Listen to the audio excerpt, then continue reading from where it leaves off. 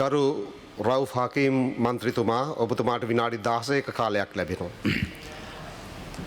ගරු මූලාසනාරූඪ මන්ත්‍රීතුමනි, අද කිරිගවයන් ආනයනය කිරීමේ සිද්ධිය පිළිබඳව යම් අක්‍රමතාවයන් සිදු වුණාද කියන එක පිළිබඳව විගණනාධිපතිතුමාගේ වාර්තාව පදනම් කොටගෙන මෙම විවාදය අද පැවැත්වෙනවා.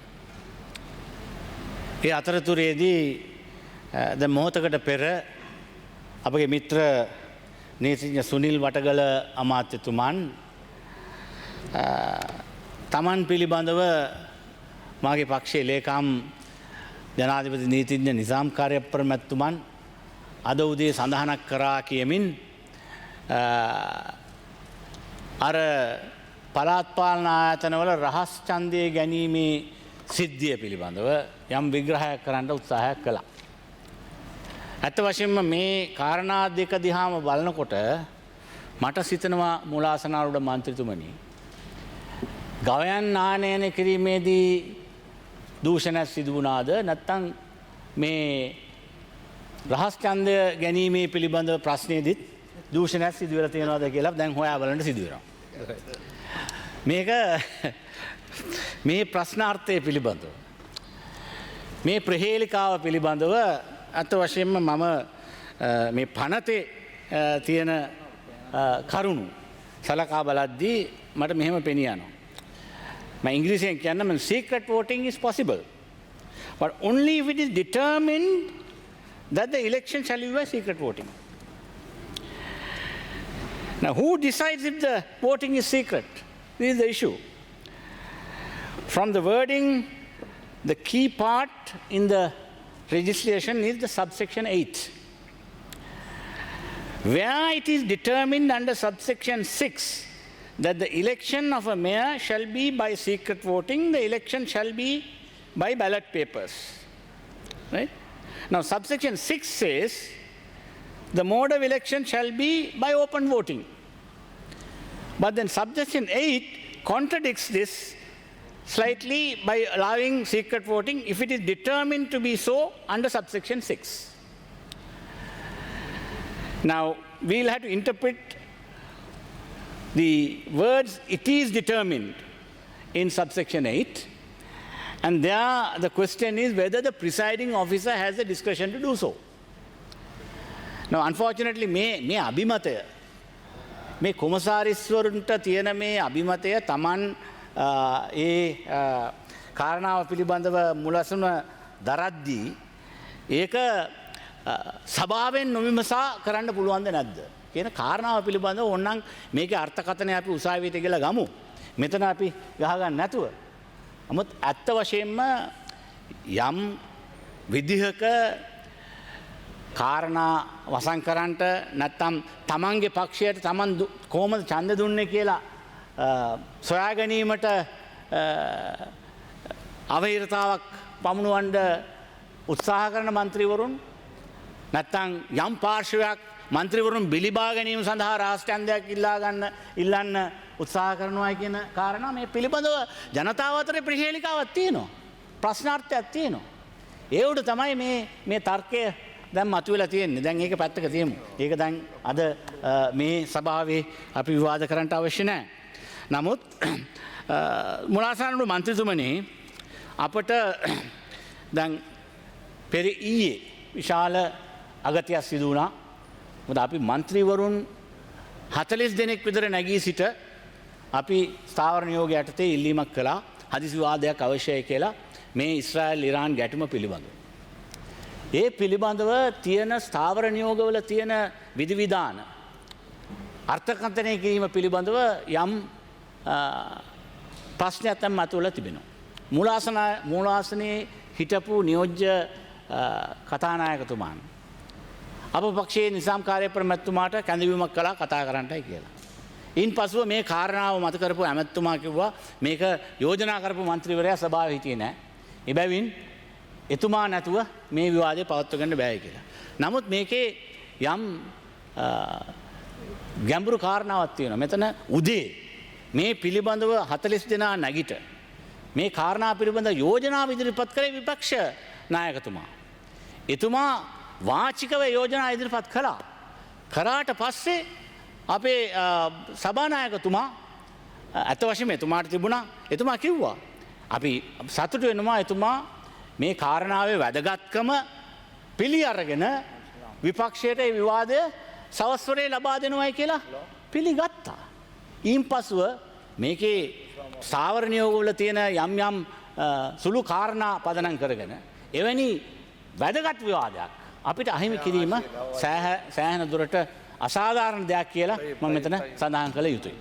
ඒක කියමින් විශේෂයෙන්ම අද දින මම ඒ විවාදයේ අපි කාරණා කීපයක් කතා කරන්නට අවශ්‍ය වෙලා තිබුණා. අදත් මේ විවාදයේ අන්තර්ගතය පිළිබඳව මේ ගවයන් ආනයන කිරීම පිළිබඳව යම් දූෂණයක් සිදු වෙලා තියෙනවා කියන මේ කාරණාව විමර්ශනය කළ යුතුයි. ඒ පිළිබඳව යම් වැරදි සිදු වෙලා තියෙනවා තිබුණා නම් ඒ පිළිබඳව අපි සොයා බැලිය යුතුයි. ඒ වගේම මේ විගණනාධිපතිතුමන් නොයෙකුත් කාරණා පිළිබඳව වාර්තා ඉදිරිපත් කිරීමට අවශ්‍ය වෙලා තියෙනවා. අත වශයෙන් මම මේ වගේ විශාල වංචාවක් හෙළිදරව් කරා ගිය අවුරුද්දේ අපි මේ ඊවීසා ගනුදෙනුව පිළිබඳව ඒ පිටුපස මහා වංචාවක් තියෙන බව මම මේ සභාවේ හෙළිදරව් කළා.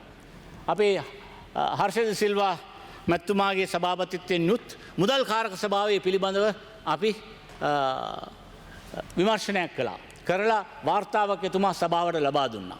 ඒ වාර්තාවේදීත් පැහැදිලිව සඳහන් කරලා තිබෙනවා විගණනාධිපතිතුමා මේ පිළිබඳව වෝහාරික පරීක්ෂණයක් කළ යුතුයි. ඒ වෝහාරික පරීක්ෂණයට කුමක්ද වෙලා තියෙන්නේ? ඒකත් අපි මේ සභාවට ඉදිරිපත් කළ යුතුයි. ඒකත් අපි විවාද කළ යුතුයි. ඒ විතර නෙවෙයි පිළිබඳව දැන් නඩුවක් පවතිනවා. අපි ශ්‍රේෂ්ඨාධිකරණයට ගිහිල්ලා මූලික අයිතිවාසිකම් නඩුවක් අපි ගොනු කරලා ඒකයි පැත්සන්කරු හැටියට මායි හිටපු මන්ත්‍රීවරුන් වන සුමන්ත්‍රන් ජනාධිපති නීතිඥතුමා ඒ වගේම හිටපු අමාත්‍ය පාටලි චම්පික රණවක මැතිතුමන් අපි තුන්දෙනාම පැත්සන්කරු හැටියට දැන් ශ්‍රේෂ්ඨාධිකරණයේ නඩු කියනවා. ඒ විතර නෙවෙයි හිටපු ආගමන විගමන පාලකතුමන් දැන් රිමාන්ඩ් භාරයට අරන් තිබෙනවා ශ්‍රේෂ්ඨාධිකරණයට අපහාස කළා කියන කාරණා උඩ. ඊයේ පෙරේදාත් ඒ පිළිබඳව විමර්ශනයක් පැවතුණා ශ්‍රේෂ්ඨාධිකරණයේදී. එන ජූලි පළවෙනිදාත් ඒ විමර්ශනය දිගටම පවතිනවා. ඉතින් ඒ වගේ කාරණා පිළිබඳව විපක්ෂයේ මන්ත්‍රීවරු අපි ස්වේච්ඡාවෙන් ඉදිරිපත් වෙලා මේ රටේ මහා පරිමාණ වංචා පිළිබඳව රටට හෙළිදරව් කරලා තියෙනවා. ඒ පිළිබඳව කාරණා ඉදිරිපත් කරලා තියෙනවා. ඒ වගේ මේ වගේ ගවයන් ආනයනය කිරීමේදීත් යම් අකටයුතුකම් සිදු වෙලා තියෙනවා නම් ඒ පිළිබඳව කරුණු ඉදිරිපත් කරලා කළ යුතු දේවල් කරන්න. ඒ වගේම මම දැන් to tell you exactly Mr. Presiding Member, the IMF conditions includes a very important aspect regarding the corruption vulnerabilities and the need to have a diagnosis regarding that issue. That diagnosis has given a lot of prescriptions for the government to follow. So it's important. Therefore, let us look at these things without making it a political issue. But then, much more bigger issues. What is this government doing? දැන් මෑතකදී සිදු වුණා මම දැක්කා අපේ නියෝජ්‍ය කතානායකතුමත් පැමිණ හිටියා. ඒ වගේම සභානායකතුමා අග්‍රාමාත්‍යතුමිය පැමිණලා හිටියා. 1947 සිදු වුණු මහා ව්‍යසනයක් විශේෂයෙන්ම පලස්තීනුවන් ඒ පිළිබඳව නක්බා කියන ඒ සිද්ධිය පිළිබඳව ඒක සැමරීමේ දිනය එදා රජය නියෝජනය කරමින් අගමැතිතුමන් අගමැතිතුමිය එවැගේම සභානායකතුමා වැනි අය පැමිණ හිටියා. ගැන මම සතුටු වෙනවා. වෙලාවේදී මම කතා කිරීමේදී යම් දේවල් කිව්වා. විශේෂයෙන්ම විදේශ අමාත්‍යාංශයේ නිවේදන පිළිබඳව. වාර්තා පිළිබඳව. දැන් මෑතකදී සිදු වෙලා තියෙන මේ ඉස්රායල් ඉරාන් යුද්ධය පිළිබඳව විදේශ අමාත්‍යාංශය කුමක්ද කියන්නේ? ඇත්තටම විහිළුසහගතයි. Right? Now I read this statement. You know, I would say this is a very unprincipled, unwise and unimaginative statement has been put out by the foreign ministry. What do they say? That is the only statement they have said. And this is about an unprovoked attack by Israel on Iran. The foreign ministry simply says, we express deep concern on the recent developments between Israel and Iran. What nonsense is this? Right? Just deep concern on recent developments. What is the recent development? Is it an earthquake? Is it a tsunami? It is much worse. It is an unprovoked, deliberate attempt at bombarding another country, a friendly country. Right? Our foreign ministry doesn't have the backbone to name the perpetrators. Right? Call a spade a spade. They are trying to please the Western world, the imperial masters. This is a party which talks about their friendship with the downtrodden people. The Palestinian struggle, they identify themselves. I praise the Prime Minister and the leader of the House for having come there on the Nakba Day. It's a very symbolic gesture by the government to have sent such a high-powered delegation to be there. But having done that, what does the foreign ministry do? Right? In an issue like this, all of us know what is happening there. They don't denounce the attack. They don't name the attacker. And they don't even mention the principles of the UN Charter, international law, the principles of non-alignment. Everything is put aside. Nothing is said about in the statement. Very blank, sanitized version of a statement in order to please the imperial masters, the colonial masters who are whom we call the white supremacists who have now taken over. Everything is totally disregarded. Right? No UN resolution applies to Israel. They can do whatever they please. They have such a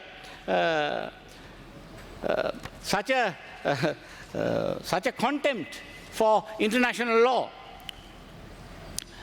You see, and then unqualified reference to both countries. Just simply referring both countries and asking them. And you are equating the victim and the violator.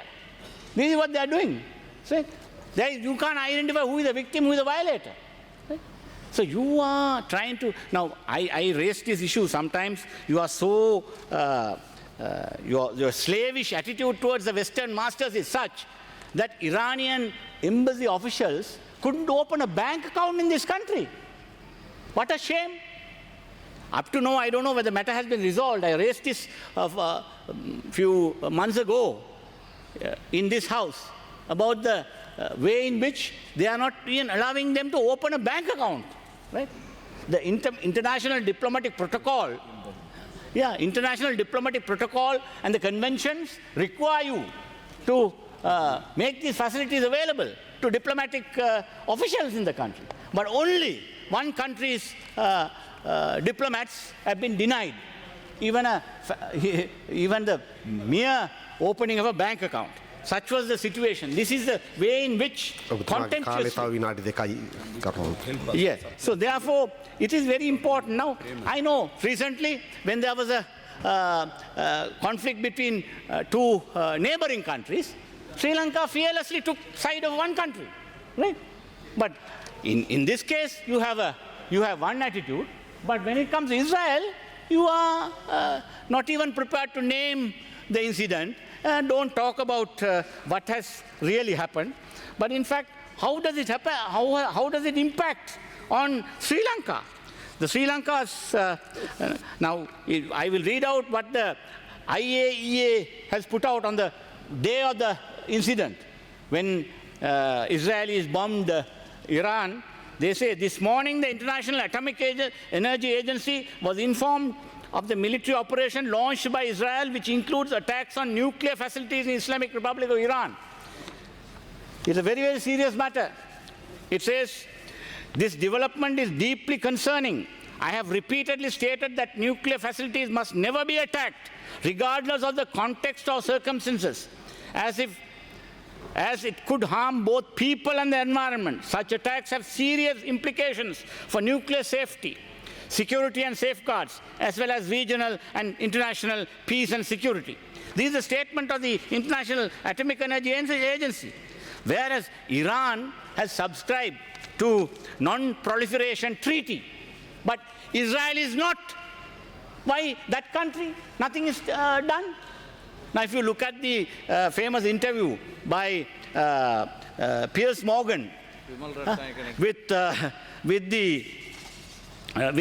famous journalist called Mehdi Hassan, he very clearly lays the background regarding this whole conflict and the manner in which the impunity is being exercised by the... Yeah, beg your pardon? Yeah. Journalists have Ferraris or Lamborghinis, we don't care. Only thing you are worried about other politicians having Lamborghinis and Ferraris in this country. But the fact is... did you? I don't know, I can't... As it is, I would rather expect the foreign ministry to be much more sensitive and then take much more precaution before issuing a statement. And then rather than issuing such a statement, it's better they issue no statement at all than to issue such statements which becomes a laughing stock of the international community. Thank you.